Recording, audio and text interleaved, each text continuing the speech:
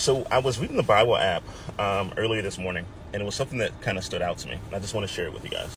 So the Bible app has this thing where they're kind of going through like parables, and they're having people basically like interpret them or break them down. The parable they went through today was Matthew chapter 7, verses 1 through 2. I'll put the scripture in the description so you kind of read along if you want to. But essentially what was happening in this particular scripture is Jesus says, hey, don't judge others in reference to the specks that are in their eye when you have a plank essentially in your eye.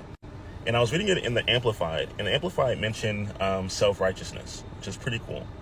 Self-righteousness is the idea that you are someone who is righteous or in right standing with God because of your own merit, meaning that you have done something on your own validity that has made you or elevated you above others, which in Christianity we know is like completely the opposite of what Christianity is.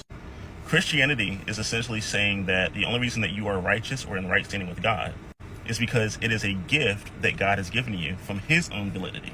In other words, from him being valid and true and not you being valid and true. Which then makes me realize why what Jesus says in that particular scripture is so powerful.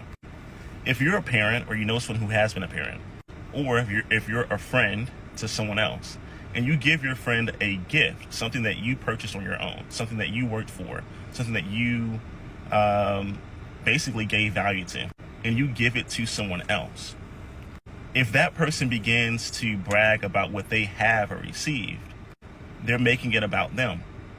But when someone is grateful for receiving a gift, i.e. righteousness, or in this example, let's say a new car, then that person is willing to share that new gift that they have with others.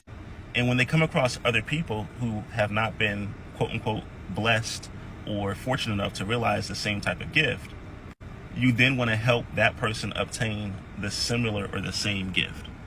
Which means when you put those two scriptures, Matthew chapter 7 and verse 1 and 2, when you put it together and you give it that lens that righteousness is a gift from God and not from that of yourself, then you ultimately have this immense gratitude because there's nothing that you could have done to receive the righteousness.